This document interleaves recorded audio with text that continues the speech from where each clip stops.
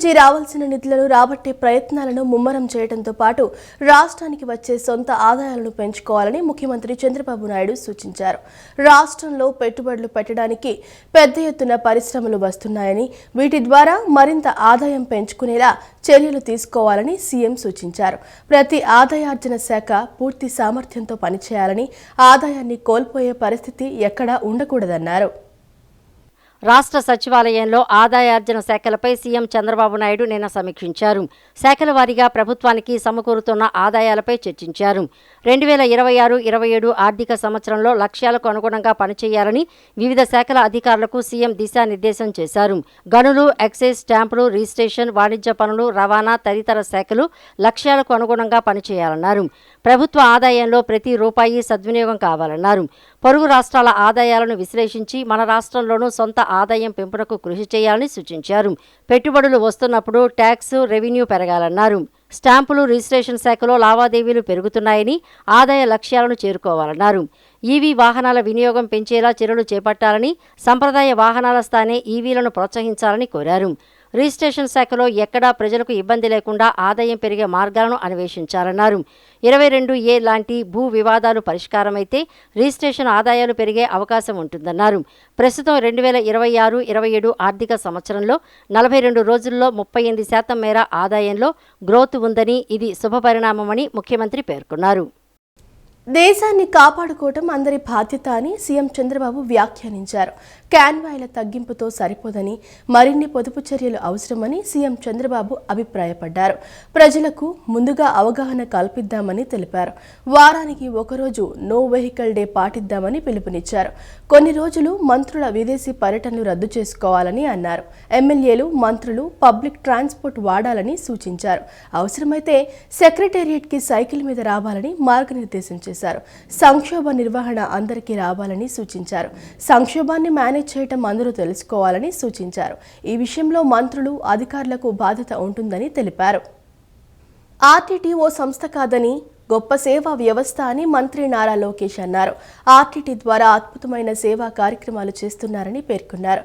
తాను చేపట్టిన యువగళం పాదయాత్రలో తాను ఆర్టీటీ సేవలు చూశానని, ఇక్కడ అందుతున్న సేవలు తనను బాగా కదిలించాయని చెప్పుకొచ్చారు. ఆర్టీటీ సంస్థకు సేవ చేయడాన్ని అదృష్టంగా భావిస్తున్నానని తెలిపారు.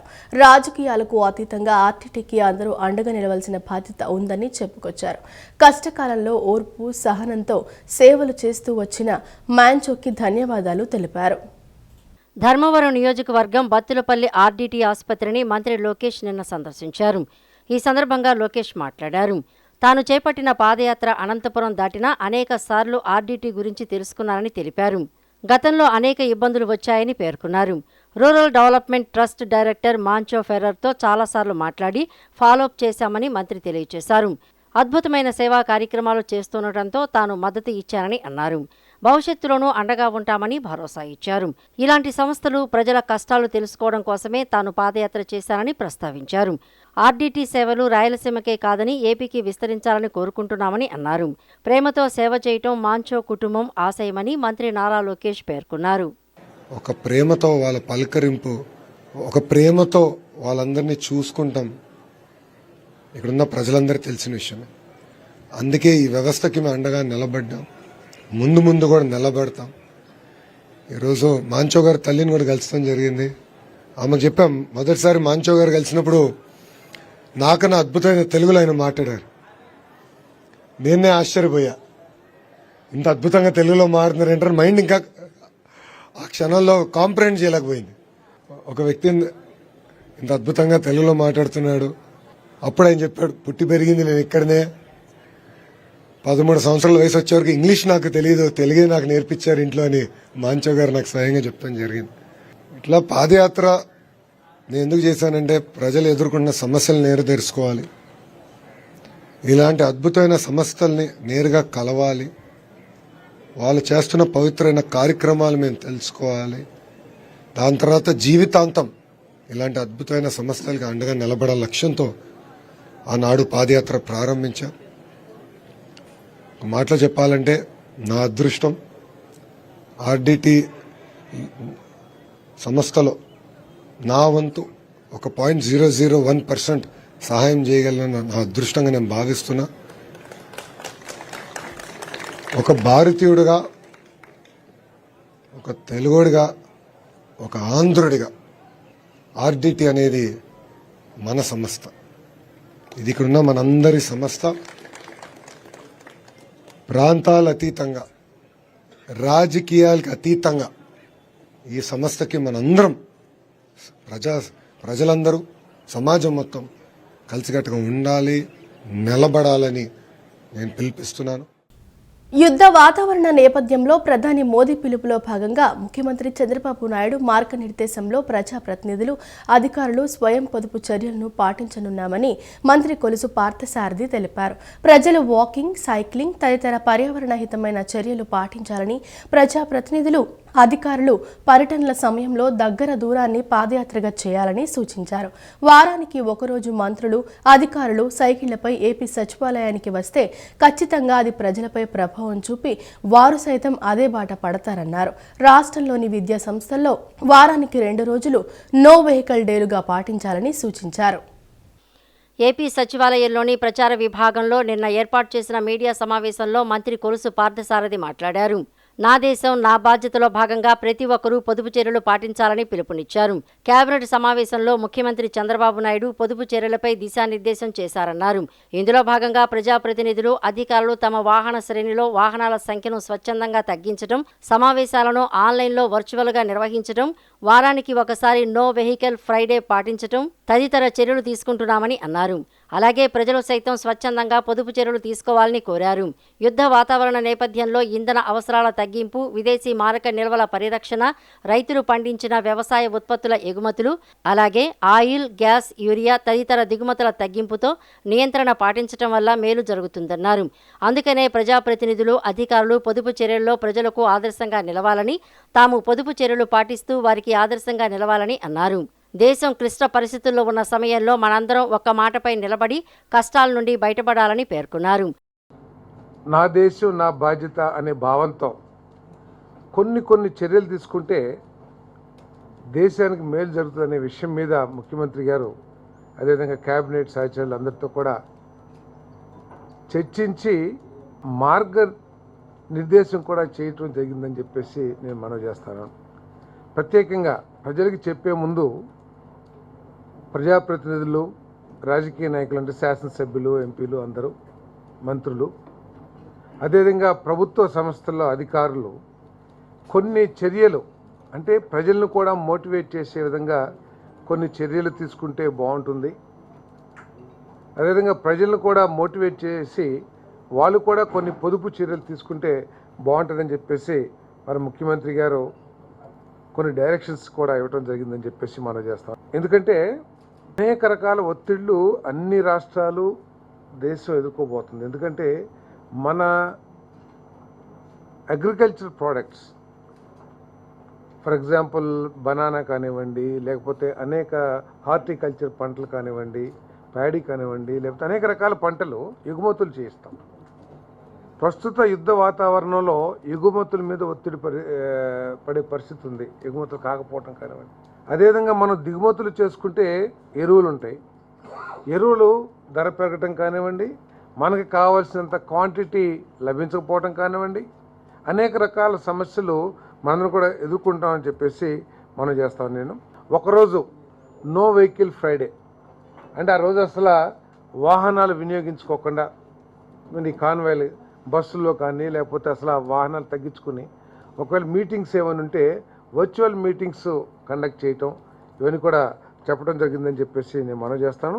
అదేవిధంగా అధికారులు కూడా అవసరం వస్తే 2-3 ఆఫీసులు కలిసి, అదేవిధంగా మంత్రులు కానీ కలిసి అంటే షేరింగ్ లాగా వస్తే కూడా కొంత అంటే దీని మూలంగా ఎంత వస్తుందనేది కాదు, ఒక మోటివేషన్ టు ది పబ్లిక్. అంటే దేశం ఎదుర్కొ క్రైసిస్లో ఉన్నప్పుడు మనందరం కూడా నిలబడాలి అనే స్ఫూర్తితో ఇవన్నీ కూడా డిస్కస్ చేయడం జరిగిందని చెప్పేసి. సిబిఎన్ బ్రాండ్ ఇమేజ్తో రాష్ట్రానికి పెట్టుబడులు వరదలా వెల్లువెత్తుతున్నాయని పరిశ్రమలు మరియు వాణిజ్యం, ఆహార శుద్ధి శాఖ మంత్రి టీజీ భరత్ తెలిపారు. లక్షల కోట్ల పెట్టుబడులు రావడంలో మరియు ఆ పరిశ్రమలు స్థాపన జరగటంలో ప్రత్యేక శ్రద్ధ కనపరుచుతున్నామన్నారు. గత ప్రభుత్వం పారిశ్రామికవేత్తలను తరిమికొట్టడంతో మొదట్లో కొంత ఇబ్బంది తలెత్తినా ముఖ్యమంత్రి దిశానిర్దేశంలో అద్భుత ఫలితాలు సాధిస్తున్నామన్నారు. ఏపీ సచివాలయంలోని ప్రచార విభాగంలో నిన్న పరిశ్రమలు మరియు వాణిజ్యం ఆహార శుద్ధి శాఖ మంత్రి టీజీ భరత్ మీడియా సమావేశం నిర్వహించారు. సమావేశంలో ఆయన మాట్లాడుతూ గత 2 ఏళ్లుగా ప్రభుత్వం పెట్టుబడిదారుల ఆకర్షణలో గణనీయమైన ప్రగతి సాధించిందన్నారు. పెట్టుబడుల రాకలో దేశంలో 25% పైగా మన రాష్ట్రానికి వస్తున్నాయని, ఇది హర్షణీయమైన విషయమని తెలిపారు. అందుకు అనుగుణంగానే మంత్రివర్గం నిరంతరం పనిచేస్తోందన్నారు. రిలయన్స్ కంపెనీ మన రాష్ట్రంలో పెట్టుబడులు పెట్టడానికి ఎంతో కష్టపడ్డామని తెలిపారు. ఇప్పుడు కూడా కర్నూలు జిల్లా ఓర్వకలులో 3,600 కోట్లు పెట్టుబడులు తీసుకువచ్చామన్నారు. అయితే ఇది ఓర్వలేని ఒక పార్టీ నాయకులు జోకర్, స్టాండింగ్ కమిడియన్ల వలె నిరాధార ఆరోపణలు చేస్తూ మా మైండ్ డైవర్ట్ చేయాలన్న కుయుక్తులు పన్నుతున్నారని ఆగ్రహం వ్యక్తం చేశారు. ఈ విషయమై కోర్టులో పరువు నష్టం దావా వేస్తానని హెచ్చరించారు. తమ కుటుంబం దశాబ్దాలుగా రాజకీయంలో ఉందని, ఏ రోజు కూడా ప్రత్యర్థులు సైతం మాపై అక్రమాలకు, అన్యాయాలకు పాల్పడ్డారని అనలేదని, అటువంటి చరిత్ర మా కుటుంబానిదని అన్నారు. ఎన్నికల సమయంలో సైతం ప్రత్యర్థులు తమపై ఇటువంటి ఆరోపణలు చేయలేదని గుర్తు చేశారు. ఆల్ ఇండియాలో ఏమైనా పెట్టుబడులు పెట్టాలా ఏదన్నా ఉందంటే మన రాష్ట్రం దాదాపు 25% ప్లస్ అట్రాక్ట్ అవుతా ఉంది అండ్ వస్తున్న ఇన్వెస్ట్మెంట్స్. ఇవన్నీ possible only with CBN brand. నేను ఎప్పుడు చెప్తా, CBN brand is so powerful, అందుకనే అంత అట్రాక్ట్ చేయగలుగుతున్నాం. సో దాని భాగంగా we have been working hard. Every క్యాబినెట్లో కానీ ఎస్ఐపిబిలో చూస్తే దాదాపు లక్షల కోట్ల ఇన్వెస్ట్మెంట్స్ పెట్టుబడులు క్లియర్ చేసుకుంటూ పోతున్నాం.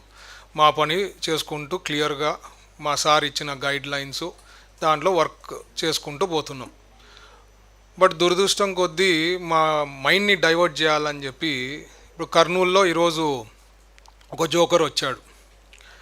ఈయన జోకర్ ఎందుకు చెప్పాల్సి వస్తుందంటే, ఆయనకి ఇంతవరకు రాజకీయాల్లో 2014 నుంచి ఉన్నట్టున్నాడు బైరెడ్డి సిద్ధార్థ రెడ్డి గారు. 14లో టికెట్ ఏం రాలేదు ఆయనకి, ఎక్కడ 19లో ఉన్నాడు, అక్కడ అప్పుడు రాలే. 24లో ఉంది, ఆయనకి టికెట్ రాలే. ఆయనను ఎప్పుడు వాడుకుంటారంటే, ఆయన ఏదో మాటలు మాట్లాడుతుంటారు కాబట్టి వైఎస్ఆర్సీపీ పార్టీ వాళ్ళు స్టేట్ వైడ్ ఆయన కొద్దిగా మాట్లాడతాడు కాబట్టి ఆ జోకర్ని పిలిపియండి అయ్యా, ఆయన ఏదో కొన్ని మాటలు మాట్లాడిపోతాడు, పిట్టకథలు మాట్లాడిపోతాడు అని చెప్పి. సో ఈ జోకర్కి నేను చెప్తుండేది, నీకు చేతనైతే అట్లీస్ట్ 2029లో నువ్వు టికెట్ తెచ్చుకో, కర్నూలు నుంచే తెచ్చుకో. చేతనైతే విల్ కంటెస్ట్. దేవుడు నిర్ణయిస్తాడు ఎవరు ఏమి అనేది, ప్రజలు నిర్ణయిస్తారు. అండ్ యూ కెన్ దాన్ని బట్టి తీర్పు బట్టి ఇట్ విల్ బి దేర్. ఎందుకంటే నువ్వు జోకర్ అని చెప్పే నీకు టికెట్ ఎక్కడ ఇస్తలేరు. ఓన్లీ నీకు మాటలు మాట్లాడేదానికి తప్ప మీ వైఎస్ఆర్సీపీ పార్టీ వాళ్ళు నీకు ఇచ్చే పరిస్థితి లేదు. ఎందుకంటే నువ్వు వెరీ యంగ్ ఏజ్లోనే జైలుకు పోయి వచ్చినావు, మర్డర్ కేసులో ఇన్వాల్వ్ అయినావు. అప్పుడు బైరెడ్డి రాజశేఖర్ రెడ్డి గారిని కూడా అనవసరంగా ప్రాబ్లం క్రియేట్ చేసినావు. సో ఇట్లాంటివన్నీ నీ గురించి చెప్తా పోతే చాలా ఉంది.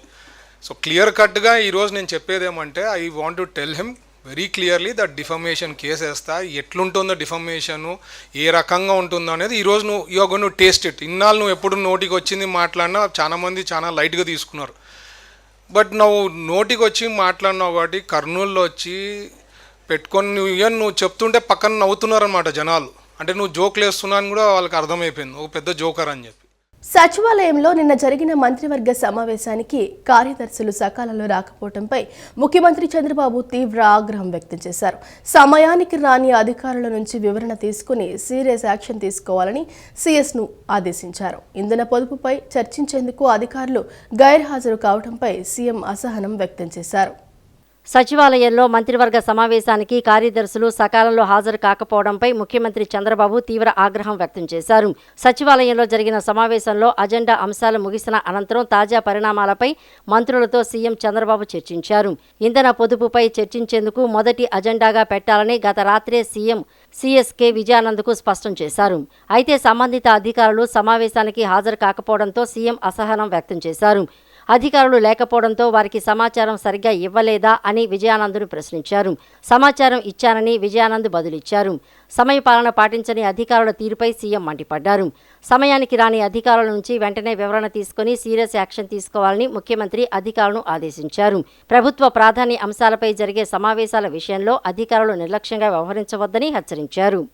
ట్రాన్స్జెండర్ సమాజంలో ఆత్మ గౌరవంతో జీవించాలన్నదే కూటమి ప్రభుత్వ ఆశయమని మంత్రి డోలా శ్రీ బాలా వీరాంజనేయ స్వామి అన్నారు. ట్రాన్స్జెండర్స్కి అన్ని విధాల ప్రభుత్వ సంక్షేమ పథకాలను అందజేస్తున్నామని పేర్కొన్నారు. సెర్ప్ మెప్మా సహకారంతో ట్రాన్స్జెండర్స్కి స్వయం ఉపాధి కల్పిస్తున్నామని వివరించారు. మనమిత్ర వాట్సాప్ యాప్, స్వర్ణగ్రామం, స్వర్ణ వార్డు కార్యాలయాల ద్వారా వారు ప్రభుత్వ సేవలను వినియోగించుకోవాలని సూచించారు. ట్రాన్స్జెండర్ సంక్షేమం అభివృద్ధికి కూటమి ప్రభుత్వం కట్టుబడి ఉందని మంత్రి డివిబి స్వామి తెలిపారు. వెలగపూడి సచివాలయంలో మంత్రి డోలా శ్రీ బాల వీరాంజనేయ స్వామి అధ్యక్షతన ట్రాన్స్జెండర్ వెల్ఫేర్ బోర్డు సమావేశం జరిగింది. ఈ సమావేశంలో ట్రాన్స్జెండర్స్ సంక్షేమం, నైపుణ్య శిక్షణ, స్వయం ఉపాధి కల్పనపై చర్చించారు. ఈ సందర్భంగా డిబివి స్వామి మాట్లాడారు. ట్రాన్స్జెండర్స్కి ఆసుపత్రుల్లో ప్రత్యేక ఓపీ సదుపాయం కల్పిస్తామని చెప్పుకొచ్చారు. బహిరంగ ప్రదేశాలు, ఆసుపత్రుల్లో ట్రాన్స్జెండర్స్కి ప్రత్యేక టాయిలెట్లు ఏర్పాటుకు చర్యలు తీసుకుంటామని మంత్రి తెలిపారు. సెర్ఫ్ మెహ్మా సహకారంతో ట్రాన్స్జెండర్స్కి స్వయం ఉపాధి కల్పిస్తున్నామని వివరించారు. తిరుపతిలో గరీమా గృహం ఏర్పాటు చేసి నిరాశ్రయులైన వారికి ఆసరా కల్పిస్తున్నామని చెప్పుకొచ్చారు. ట్రాన్స్జెండర్స్లోని 676 మందికి ఇప్పటికే గృహాలు కేటాయించామని తెలిపారు. వారి రక్షణ కోసం సిఐడి కేంద్ర కార్యాలయంలో స్వాభిమాన్ పేరుతో ప్రత్యేక ప్రొటెక్షన్ సెల్, హెల్ప్ లైన్ 109 ఏర్పాటు చేశామని అన్నారు. ట్రాన్స్జెండర్స్కి గుర్తింపు కార్డులు, సింగిల్ రేషన్ కార్డులు జారీ చేస్తున్నామని ప్రకటించారు. మనమిత్ర వాట్సాప్ యాప్, స్వర్ణగ్రామం, స్వర్ణవార్డు కార్యాలయాల ద్వారా వారు ప్రభుత్వ సేవలను వినియోగించుకోవాలని సూచించారు. ట్రాన్స్జెండర్స్ సంక్షేమం, అభివృద్ధికి కూటమి ప్రభుత్వం కట్టుబడి ఉందని మంత్రి డిబివి స్వామి పేర్కొన్నారు. మీకు అన్ని విధాలుగా అండగా ఉండాలి. హౌసింగ్తో సహా skill development, self employment, SHG గ్రూపుల్లో కూడా మీరు చేరాలి. రెండోది, మీరు సమాజంలో కొంతమంది ఒక అభిప్రాయాలు ఉన్నాయి, అలాంటి పద్ధతులు లేకుండా గౌరవప్రదంగా ఉండే విధంగా గ్రూప్స్లో మీరు బోర్డు మెంబర్గా ఉన్నారు. మీ గురువుల ద్వారా కూడా మనం డిపార్ట్మెంట్ కోఆర్డినేట్ చేస్తున్నాం. సహకరించండి. పౌరులుగా పుట్టాం. కొంతమందికి రకరకాలుగా వచ్చాయి, హార్మోన్ లోపాలు వచ్చాయి. అంతేగాని వాళ్ళేదో కావాలని వచ్చినటువంటి కాదు. అది కూడా మన ప్రభుత్వం ఆ విధంగా కూడా ఆలోచిస్తుంది. మీరు కూడా మాకు సపరేట్ మీ వారి విషయంలో పూర్తి సహకారం మీ వైపు నుంచి కూడా కావాలని తెలియజేసుకుంటూ, ఈరోజు మనం చేసిన నిర్ణయాలన్నింటి కూడా అన్ని శాఖల ద్వారా కూడా పూర్తి స్థాయిలో అమలు జరిగే విధంగా చర్యలు తీసుకోవాలని, ఈ పెన్షన్ ఇవ్వాలన్నా, కుటుంబం నుంచి దూరంగా గురువుల దగ్గర ఉన్నప్పుడు వాళ్ళకి రేషన్ ఇవ్వాలన్నటువంటి దాంతో వారి దృష్టికి తీసుకుపోయిన తర్వాత ఆ రోజు అనుమతులు ఇవ్వడం జరిగింది. ఇప్పటికి 1445 మందికి మనం సింగిల్ రేషన్ కార్డులు ఇవ్వడం జరిగింది. 3375 మందికి అర్హత ఉంది. వారందరినీ కూడా మీరు ఏడీ ద్వారా డేటా వచ్చిన తర్వాత డిపార్ట్మెంట్ కూడా ప్రోయాక్టివ్గా ముందుకెళ్ళి సింగిల్ రేషన్ కార్డ్స్ ఇచ్చేందుకు మేము చర్యలు తీసుకుంటాం కూడా తెలియజేసుకుంటూ, ప్రధానంగా ఈరోజు ఈ బోర్డు ఏర్పాటు చేయడంలో వీళ్ళ మీద సమాజంలో ఉన్నటువంటి ఒక వివక్షని తొలగించేందుకు, అదేవిధంగా ఏదైనా వైద్యం కావచ్చు, విద్య కావచ్చు, ఎలాంటి చోట వివక్ష ఉండకూడదనేది విద్యా హక్కు చట్టం ప్రకారం వీరికి విద్యా సంస్థల్లో వివక్ష ఉండకూడదు. ఉపాధి వచ్చిన తర్వాత మనం కూడా ఆ సమాజంలో ఉన్నవాళ్ళకి వారి ద్వారా మనం రీచ్ అయ్యేదానికి కూడా అవకాశాలు ఉంటాయని చెప్పేసి కూడా. ముఖ్యమంత్రి చంద్రబాబు నాయుడు దార్శనికత, ఉప ముఖ్యమంత్రి పవన్ కళ్యాణ్ పర్యావరణ స్పృహ, మంత్రి కందుల దుర్గేష్ అంకితభావం, ఈ ముగ్గురి సమిష్టి కృషి ఏపీ పర్యాటక రంగాన్ని గ్లోబల్ మ్యాప్పై సగర్వంగా నిలబెట్టింది. ఈ క్రమంలో ఆంధ్రప్రదేశ్ పర్యాటక రంగం మరో అంతర్జాతీయ స్థాయి మైలురాయిని అధిగమించింది. దక్షిణాదిలోనే అతిపెద్ద ట్రావెల్ అండ్ ట్రేడ్ ఎక్స్పో అయిన గ్లోబల్ ట్రావెల్ మార్కెట్ GTM 2026 వారు ఆంధ్రప్రదేశ్ను బెస్ట్ టూరిజం ప్రమోషన్ స్టేట్గా ఎంపిక చేశారు. ఈ మేరకు ప్రతిష్టాత్మకమైన metro expedition GTM tourism award 2026 స్వీకరించాల్సిందిగా రాష్ట్ర పర్యాటక, సాంస్కృతిక, సినిమాటోగ్రఫీ శాఖ మంత్రి కందుల దుర్గేష్కు నిర్వాహకులు అధికారిక ఆహ్వానం పంపారు. కేరళలోని తిరువనంతపురం కోవలంలో ఉన్న లీలా హోటల్లో జూన్ 4వ తేదీ సాయంత్రం 5 గంటలకు నిర్వహించనున్న వేడుకలో ఈ అవార్డును ప్రదానం చేయనున్నారు. ఈ సందర్భంగా మంత్రి కందుల దుర్గేష్ నిన్న వెలగపూడి సచివాలయం బ్లాక్లోని తన ఛాంబర్లో పర్యాటక శాఖ ఉన్నత అధికారులను అభినందించారు. రాష్ట్ర వ్యాప్తంగా ఉన్న 204 అన్నా క్యాంటీన్లలో ప్రతిరోజు సుమారు 3.5 లక్షల మంది ఆహారాన్ని తీసుకుంటున్నట్లు పురపాలక శాఖ మంత్రి పి నారాయణ చెప్పారు. వారంలో ఒకరోజు మున్సిపల్ కమిషనర్లు క్యాంటీన్లలో భోజనం చేసి నాణ్యత పరిశీలించాల్సిందిగా ఆదేశించామన్నారు.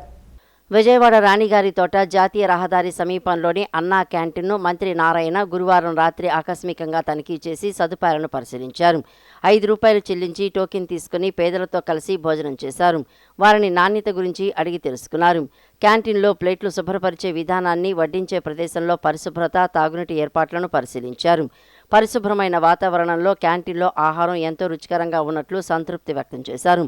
క్యాంటీన్లలో మినరల్ వాటర్, కూలర్లు, దోమతెరలు, ప్రత్యేక పార్కింగ్ ఏర్పాట్లు చేశామన్నారు. పేదల కడుపు నింపే సదుద్దేశంతో తెలుగుదేశం పార్టీ ప్రభుత్వం క్యాంటీన్లను ఏర్పాటు చేస్తే 2019లో అధికారంలోకి వచ్చిన వైఎస్ఆర్ కాంగ్రెస్ పార్టీ ప్రభుత్వం మూసివేసిందన్నారు. పేరు మార్చైనా కొనసాగించాలని కోరినప్పటికీ గత ప్రభుత్వం పట్టించుకోలేదన్నారు. వారంలో ఒకరోజు మున్సిపల్ కమిషనర్లు క్యాంటీన్లో భోజనం చేసి నాణ్యత పరిశీలించాల్సిందిగా ఆదేశించామన్నారు. వీఎంసీ కమిషనర్ ధ్యానచంద్ర మంత్రి వెంట ఉన్నారు. అంతర్జాతీయ మ్యూజియం దినోత్సవం సందర్భంగా ఈ నెల 18న పండగల ప్రత్యేక కార్యక్రమాలు నిర్వహించనున్నట్లు జిల్లా కలెక్టర్ డాక్టర్ జి. లక్ష్మీస తెలిపారు. పర్యాటక, ఆర్కియాలజీ శాఖలతో పాటు జిల్లా అధికార యంత్రాంగం ఆధ్వర్యంలో విజయవాడ ఉత్సవ కమిటీ భాగస్వామ్యంతో ఈ కార్యక్రమాలు జరుగుతాయన్నారు. నగరంలోని బాపు మ్యూజియాన్ని ఈ నెల 18న ఉచితంగా సందర్శించి కార్యక్రమాల్లో భాగస్వాములు కావచ్చన్నారు. సాయంత్రం ఇందిరాగాంధీ మున్సిపల్ మైదానంలో జరిగే రూట్స్ రీలోడెడ్ కార్యక్రమంలో భాగంగా ప్రముఖ గాయని గీతా మాధురి బృందంతో పాటు బ్యాండ్ సెహారీ లైవ్ మ్యూజికల్ కాన్సర్ట్ ఉంటుందని వెల్లడించారు. అంతర్జాతీయ మ్యూజియం దినోత్సవ కార్యక్రమాలపై ఎన్టీఆర్ జిల్లా కలెక్టరేట్లోని ఏవీఎస్ రెడ్డి హాల్లో కలెక్టర్ లక్ష్మీశా మీడియా సమావేశం నిర్వహించారు. పర్యాటక శాఖ, పురావస్తు శాఖ అధికారులతో కలిసి కార్యక్రమ పోస్టర్ను కలెక్టర్ ఆవిష్కరించారు. అనంతరం ఆయన మాట్లాడుతూ వారసత్వ సంపదను సంరక్షిస్తూ సంస్కృతిని సజీవంగా నిలిపే జ్ఞాన నిలయాలే మ్యూజియాలని అన్నారు. గత వైభవాన్ని నేటి తరానికి, నేటి సంస్కృతిని రేపటి తరానికి అనుసంధానించే వారధులని పేర్కొన్నారు. ఇంతటి విశిష్టత కలిగిన మ్యూజియంల చారిత్రక వారసత్వ ప్రతీకలను భావితరాలకు అందించాలనే ఉద్దేశంతో ప్రత్యేక కార్యక్రమాలు నిర్వహిస్తున్నట్లు కలెక్టర్ తెలిపారు. మ్యూజియంస్ యునైటింగ్ ఏ డివైడెడ్ వరల్డ్ థీమ్తో ఈ ఏడాది అంతర్జాతీయ మ్యూజియం దినోత్సవం జరుగుతోందన్నారు. 1887లో పునాది పడిన మన నగరంలోని బాపు మ్యూజియాన్ని ఈ నెల 18న ఉచితంగా సందర్శించి కార్యక్రమాల్లో భాగస్వాములు కావచ్చన్నారు. బాపు మ్యూజియంలో కల్చరల్ ఓపెనింగ్తో ప్రారంభమై మ్యూజియంస్ ఇన్ ద మోడర్న్ డేపై ప్రత్యేక చర్చలు, guided museum tour, Vijayawada heritage quiz, దేశభక్తిని పెంపొందించేలా మ్యూజియాల విశిష్టతను చాటి చెప్పేలా లేజర్ షో వంటి కార్యక్రమాలు ఉంటాయన్నారు. ఇప్పుడు మే 18వ తారీఖున ఇంటర్నేషనల్ మ్యూజియం డే కండక్ట్ చేయడానికి డిస్ట్రిక్ట్ టూరిజం కౌన్సిల్ ద్వారా డిసైడ్ చేయడం జరిగింది. దీనికి విజయవాడ ఉత్సవ కమిటీ వాళ్ళ ఆధ్వర్యంలో, అలాగే ఏపీ టూరిజం డిపార్ట్మెంట్, అలాగే ఆర్కియాలజికల్ డిపార్ట్మెంట్ సహకారంతో ముందుకు వెళ్తున్నాం.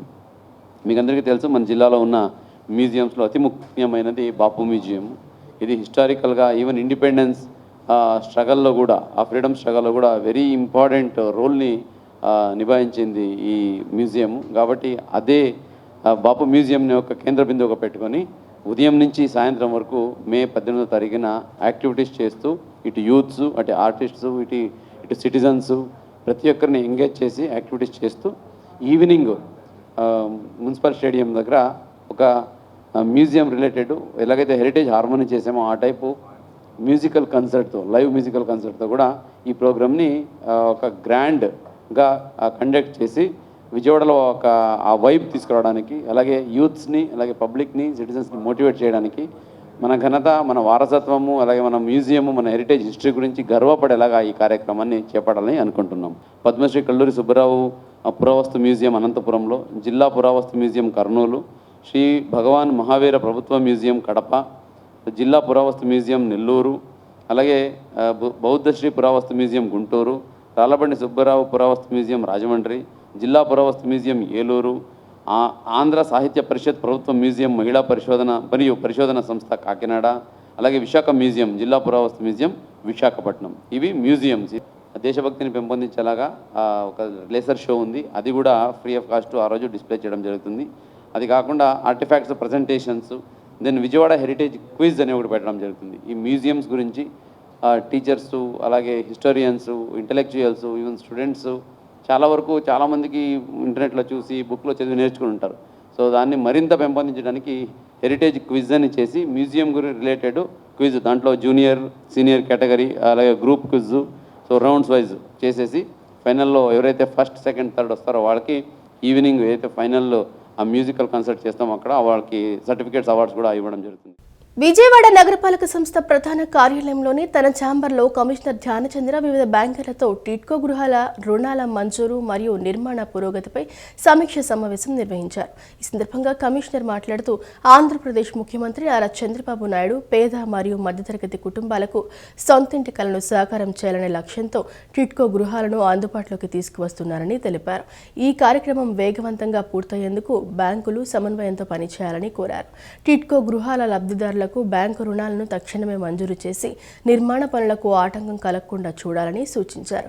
కాంట్రాక్టర్లు చేపడుతున్న నిర్మాణ పనుల పురోగతిని పరిశీలిస్తూ వారు పూర్తి చేసిన పనుల మేరకు ఇన్స్టాల్మెంట్లను ఎప్పటికప్పుడు విడుదల చేయాలని బ్యాంకర్లను కోరారు. ఇలా చేయటం ద్వారా గృహ నిర్మాణాలు వేగవంతమై ప్రజల సొంతింటి కల త్వరగా నెరవేరుతుందని పేర్కొన్నారు. విజయవాడ నగరపాలక సంస్థ ప్రధాన కార్యాలయంలోని తన ఛాంబర్లో కమిషనర్ ధ్యానచంద్ర వివిధ బ్యాంకర్లతో టిడ్కో గృహాల రుణాల మంజూరు మరియు నిర్మాణ పురోగతిపై సమీక్షా సమావేశం నిర్వహించారు. ఈ సందర్భంగా కమిషనర్ మాట్లాడుతూ ఆంధ్రప్రదేశ్ ముఖ్యమంత్రి నారా చంద్రబాబు నాయుడు పేద మరియు మధ్యతరగతి కుటుంబాలకు సొంత ఇంటి కలను సాకారం చేయాలనే లక్ష్యంతో టిడ్కో గృహాలను అందుబాటులోకి తీసుకువస్తున్నారని తెలిపారు.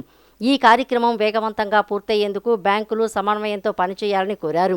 టిడ్కో గృహాల లబ్ధిదారులకు బ్యాంకు రుణాలను తక్షణమే మంజూరు చేసి నిర్మాణ పనులకు ఆటంకం కలగకుండా చూడాలని సూచించారు. కాంట్రాక్టర్లు చేపడుతున్న నిర్మాణ పనుల పురోగతిని పరిశీలిస్తూ వారు పూర్తి చేసిన పనుల మేరకు ఇన్స్టాల్మెంట్లను ఎప్పటికప్పుడు విడుదల చేయాలని బ్యాంకర్లను కోరారు. ఇలా చేయటం ద్వారా గృహ నిర్మాణాలు వేగవంతమై ప్రజల సొంత ఇంటి కల త్వరగా నెరవేరుతుందని పేర్కొన్నారు. ప్రభుత్వం ప్రతిష్టాత్మకంగా చేపట్టిన గృహ నిర్మాణ కార్యక్రమం విజయవంతం కావడానికి బ్యాంకులు, అధికారులు, కాంట్రాక్టర్లు సమన్వయంతో పనిచేయాల్సిన అవసరం ఉందన్నారు. ప్రజలకు ఎటువంటి ఇబ్బందులు కలగకుండా రుణాల మంజూరు ప్రక్రియను సరళతరం చేయాలని సూచించారు. అదేవిధంగా లబ్ధిదారుల సమస్యలను సత్వరమే పరిష్కరించి గృహాల నిర్మాణాన్ని నిర్ణీత గడువులో పూర్తి చేయడానికి అన్ని విభాగాలు సమిష్టిగా కృషి చేయాలని అధికారులను ఆదేశించారు. ఈ సమావేశంలో ఎస్టేట్ ఆఫీసర్ ఏ శ్రీధర్, వివిధ బ్యాంకుల మేనేజర్లు, సంబంధిత అధికారులు పాల్గొన్నారు. ఓటర్ల జాబితా ప్రత్యేక సవరణ 3వ దశకు సంబంధించి ఎన్నికల సంఘం కీలక ప్రకటన వెలువరించింది. ఆంధ్రప్రదేశ్, తెలంగాణ సహా 16 రాష్ట్రాలు, 3 కేంద్రపాలిత ప్రాంతాల్లో మే 30 నుంచి దశల వారీగా చేపట్టనున్నట్లు తెలిపింది. ఎస్ఐఆర్ 3వ దశలో భాగంగా 3.94 లక్షల మందికి పైగా బూత్ స్థాయి అధికారులు ఇంటింటికి వెళ్లి దాదాపు 36.73 కోట్ల మంది ఓటర్ల వివరాలను పరిశీలించనున్నారు. వీరికి రాజకీయ పార్టీలు నియమించిన 3.42 లక్షల బూత్ లెవెల్ ఏజెంట్లు సహకరించనున్నారు. అయితే ఓటర్ల జాబితా సవరణ ప్రక్రియ పారదర్శకంగా ఉండేందుకు రాజకీయ పార్టీలు ప్రతి పోలింగ్ బూత్కు తప్పనిసరిగా BLAలను నియమించాలని ఎన్నికల సంఘం కోరింది. ఓటర్ల జాబితా ప్రత్యేక సవరణ 3వ దశకు సంబంధించి ఎన్నికల సంఘం కీలక ప్రకటన వెలువరించింది. ఆంధ్రప్రదేశ్, తెలంగాణ సహా 16 రాష్ట్రాలు, 3 కేంద్రపాలిత ప్రాంతాల్లో మే 30 నుంచి దశల వారీగా చేపట్టనున్నట్లు తెలిపింది. ఢిల్లీ, ఒడిశా, మిజోరం, సిక్కిం, మణిపూర్, ఉత్తరాఖండ్, ఆంధ్రప్రదేశ్, అరుణాచల్ ప్రదేశ్, హర్యానా, చండీగఢ్, తెలంగాణ, పంజాబ్, కర్ణాటక, మేఘాలయ, మహారాష్ట్ర, జార్ఖండ్, నాగాలాండ్, త్రిపుర, దాద్రా నగర్ హవేలీ, డామన్ డయ్యూలో 3వ దశ ఎస్ఐఆర్ ప్రక్రియ జరగనుంది. అయితే మంచు ప్రభావిత ప్రాంతాలైన హిమాచల్ ప్రదేశ్, జమ్మూ కాశ్మీర్, లద్దాఖ్ ప్రాంతాల్లో వాతావరణాన్ని దృష్టిలో ఉంచుకొని ఎస్ఐఆర్ షెడ్యూల్ను తర్వాత ప్రకటిస్తామని పేర్కొంది. ఎస్ఐఆర్ 3వ దశలో భాగంగా 3.94 లక్షల మందికి పైగా బూత్ స్థాయి అధికారులు ఇంటింటికి వెళ్లి దాదాపు 36.73 కోట్ల మంది ఓటర్ల వివరాలను పరిశీలించనున్నారు. వీరికి రాజకీయ పార్టీలు నియమించిన 3.42 లక్షల బూత్ లెవెల్ ఏజెంట్లు సహకరించనున్నారు. అయితే ఓటర్ల జాబితా సవరణ ప్రక్రియ పారదర్శకంగా ఉండేందుకు రాజకీయ పార్టీలు ప్రతి పోలింగ్ బూత్కు తప్పనిసరిగా BLAలను నియమించాలని ఎన్నికల సంఘం కోరింది. మరోవైపు 3వ దశ షెడ్యూల్ను రాష్ట్రాల వారీగా ఎన్నికల సంఘం ప్రకటించింది. ఆంధ్రప్రదేశ్, అరుణాచల్ ప్రదేశ్, హర్యానా, చండీగఢ్ ప్రాంతాల్లో జూన్ 15 నుంచి జూలై 14 వరకు BLOలు ఇంటింటికి వెళ్లి ఓటర్ల వివరాలను పరిశీలించనున్నారు. అనంతరం జూలై 21న ముసాయిదా జాబితా విడుదల చేస్తారు. ఆగస్టు 20 వరకు అభ్యంతరాలు స్వీకరించి సెప్టెంబర్ 22న తుది జాబితా విడుదల చేయనున్నారు. హైదరాబాద్లోని ఒక మైనర్ బాలికపై కేంద్ర హోంశాఖ సహాయ మంత్రి బండి సంజయ్ కుమారుడు బండి సాయి భగీరథ్ లైంగిక దాడికి, వేధింపులకు పాల్పడిన ఘటనకు సంబంధించిన కేసు నమోదై వారం రోజులు గడిచినా నిందితుని ఇంతవరకు అరెస్టు చేయకపోవడం పోలీసుల వైఫల్యమా లేక కేంద్ర మంత్రితో లోపాయికారిగా చేసుకున్న ఒప్పందము ప్రజలకు తెలియజెప్పాల్సిన బాధ్యత ప్రభుత్వంపై ఉందని మహిళా సంఘాల నాయకులు డిమాండ్ చేశారు. ఇప్పటికైనా పోలీసులు తక్షణమే నిందితుడిని అరెస్టు చేసి ప్రజలకు పోలీస్ శాఖపై ఉన్న నమ్మకాన్ని నిలుపుకోవాలని హితవు పలికారు. హైదరాబాదులో ఒక మైనర్ బాలికపై కేంద్ర హోంశాఖ సహాయ మంత్రి బండి సంజయ్ కుమారుడు బండి సాయి భగీరథ్ లైంగిక దాడికి వేధింపులకు పాల్పడిన ఘటనలో అతన్ని తక్షణమే అరెస్ట్ చేయాలని డిమాండ్ చేస్తూ ఆంధ్రప్రదేశ్ మహిళా సమాఖ్య విజయవాడ నగర కార్యదర్శి పంచదార దుర్గాంబ అధ్యక్షతన లెనిన్ సెంటర్లో నిన్న నిరసన కార్యక్రమం నిర్వహించారు. ఈ కార్యక్రమానికి హాజరైన ఆంధ్రప్రదేశ్ మహిళా సమాఖ్య రాష్ట్ర కార్యదర్శి పి దుర్గా భవానీ, ఐద్వా రాష్ట్ర అధ్యక్షురాలు శ్రీదేవి, పిఓడబ్ల్యూ రాష్ట్ర కార్యదర్శి పద్మ, సిఎంఎస్ రాష్ట్ర నాయకురాలు రాధాలు మాట్లాడుతూ కేంద్ర మంత్రి బండి సంజయ్ కుమారుడు మైనర్ బాలికపై లైంగిక దాడి చేసినట్లు పీఓసీఎస్ఓ సెక్షన్ కింద ఈ నెల 8వ తేదీన కేసు నమోదు చేసినప్పటికీ ఇంతవరకు నిందితుడైన సాయి భగీరథను అరెస్ట్ చేయకపోవడం పట్ల తీవ్ర ఆగ్రహం వ్యక్తం చేశారు. కేసు నమోదై రోజులు గడుస్తున్నా పోలీసులు నిందితుడు పరారీలో ఉన్నాడని చెబుతూ నిందితుడు చట్టంలోని లొసుగులు ఉపయోగించుకుని తప్పించుకునేందుకు సహాయ సహకారాలు అందిస్తున్నారని మండిపడ్డారు. ఉన్నత న్యాయస్థానాలను ఆశ్రయించి బెయిల్కు ప్రయత్నం చేయటం ఈ దేశంలో చట్టాలు బలవంతులపై బలహీనంగా, బలహీనులపై బలంగా పనిచేస్తాయని మరోసారి ఈ ఘటన రుజువు చేస్తుందని అన్నారు. మభ్యపెట్టి మోసం చేసి ఆ అమ్మాయిని లోబరుచుకొని పలుమార్లు అత్యాచారం చేసినటువంటి ఘటనని మహిళా సంఘాలు తీవ్రంగా వ్యతిరేకిస్తూ ఉన్నాయి. ఇప్పటికీ వారం రోజుల నుంచి నాకు అన్యాయం జరిగింది, న్యాయం చేయండి అని చెప్పి పోలీస్ స్టేషన్కి వెళ్ళి ఎఫ్ఐఆర్ నమోదు చేయడానికి కూడా పోరాటం చేయాల్సినటువంటి పరిస్థితి రావటం దారుణమైనటువంటి విషయం. ఒకవేళ ఎట్టకేలకు ఒత్తిడికి తట్టుకోలేక ఎఫ్ఐఆర్ నమోదు చేసినా ఇంతవరకు విచారించడం కానీ అరెస్ట్ చేయడం కానీ లేదు. ఇవాళ బండి సంజయ్ మహిళలకి సమాధానం చెప్పాలి. హోంమంత్రి శాఖ అంటేనే ఇవాళ దేశంలో రక్షణ కల్పించాల్సిన బాధ్యత ఉంది. స్వయంగా తన కుటుంబంలో తన కొడుకు ఒక అమ్మాయి మీద అత్యాచారం చేశాడని, అందులో మైనర్ బాలికలు అత్యాచారం చేసిన పోక్సో కింద నమోదైతే ఇంతవరకు అరెస్ట్ కాకపోవడాన్ని అధికార బలం, అంగబలం, ఆర్థిక బలం ఉంది కాబట్టి అతను అరెస్ట్ చేయలేదనే వాదన సర్వత్రా వ్యక్తమవుతుంది. ఇప్పటికే దేశవ్యాప్తంగా తనకున్న ఇన్ఫ్లుయెన్స్తో అతన్ని అరెస్ట్ చేయకుండా కాపాడాడనే విషయం స్పష్టంగా కనిపిస్తుంది. భారతదేశ న్యాయ వ్యవస్థలో అతి రేరుగా ఉండే యాంటిసిపేటరీ బెయిల్, పోక్సో కేసులో యాంటిసిపేటరీ బెయిల్ అనేది పెట్టడం అంటే దానిలోనే అర్థమవుతుంది. ఈ కేసు నీరు గార్చడానికి లేకపోతే పక్కదారి పట్టించడానికి ప్రభుత్వ యంత్రాంగమే ఇందులో ఇన్వాల్వ్ అయిందనే విషయం స్పష్టంగా కనిపిస్తుంది. ఇవాళ కూడా కోర్టు జడ్జి విచారణలో రేపటికి వాయిదా వేయడం జరిగింది యాంటిసిపేటరీ బెయిల్. దాంతోపాటు ఇవాళ బండి భగీరథ కూడా నేను రేపు వచ్చి కోర్టు ముందు నా విషయాలన్నీ చెప్తాను నన్ను అరెస్ట్ చేయద్దన్నాడు. ఇప్పటికే ఫోన్ స్విచ్ ఆఫ్ చేసుకొని ఎక్కడో ఉన్నాడని చెప్తా ఉన్నారు. కానీ అందరికీ తెలుసు అతను ఎక్కడున్నాడో. అరెస్ట్ చేయడానికి కూడా తెలంగాణ గవర్నమెంట్ భయపడుతుందనే విషయం సర్వత్రా వ్యక్తమవుతున్న నేపథ్యంలో ఇవాళ మహిళల్ని ఇంత భక్షకులుగా మారిన బీజేపీ వాళ్ళు మాట్లాడితే మహిళా నారీ శక్తి అని, మహిళా బచావో అని ఇలాంటివి చెప్పేవాళ్ళు ఇవాళ మహిళలు రక్షించే దాంట్లో మీ చిత్తశుద్ధి. తన కొడుకుని సమర్థించుకుంటూ ఆ అమ్మాయి మైనార్టీ తీరని అమ్మాయి తల్లిదండ్రులు అనేక దుర్భాషలాడిన బండి సంజయ్ని తొలగించాలి. పోక్సో కింద బండి భగీరథని నిజంగా అరెస్ట్ చేయాలని చెప్పి మేము డిమాండ్ చేస్తున్నాం ఐక్య మహిళా సంఘాలుగా. ఎందుకు ఈ రోజున బీజేపీ పార్టీ ఎవరికి వైపు ఉంటుంది, ఎవరికి మద్దతు ఇస్తుంది? ఎన్ని అహత్యాలు వాడినా, ఎన్ని హత్యలు చేసినా, ఎన్ని అఘాయిత్యాలు చేసినా, మహిళల పట్ల అనేక లైంగిక దాడులకు పడినా బీజేపీ తీర్థం పుచ్చుకుంటే వాషింగ్ మెషిన్ అనేది ఒక ప్రపంచంలో మన దేశంలోనే కాదు ఇందులో ఉన్న అందరికీ తెలుస్తుంది. నిజంగా సిగ్గుచేటైన విషయంగా దీన్ని భావించాలి. మన దేశంలో జరుగుతున్న వాటిని మహిళలు అంటే ఉన్నోళ్ళకే చట్టము కాపాడుతుంది. చట్టం అనేది ఉన్నోళ్ళకు మాత్రమే ఉంది అనేది ఈ సంఘటన చాలా స్పష్టంగా ఎన్ని ఆధారాలు ఉన్నా కూడా చాలా స్పష్టంగా అర్థమవుతుంది. కాబట్టి ప్రజలందరూ ఏకమవ్వాలి. వాళ్ళు వెంటనే బండి భగీరథని అరెస్ట్ చేయాలి. సంజయ్ వెంటనే బండి సంజయ్ రాజీనామా చేయాలి అనేది. ఈ వార్తలు ఇంతటితో సమాప్తం. మరో బులెటిన్తో మళ్ళీ కలుద్దాం. అంతవరకు సెలవు. నమస్కారం.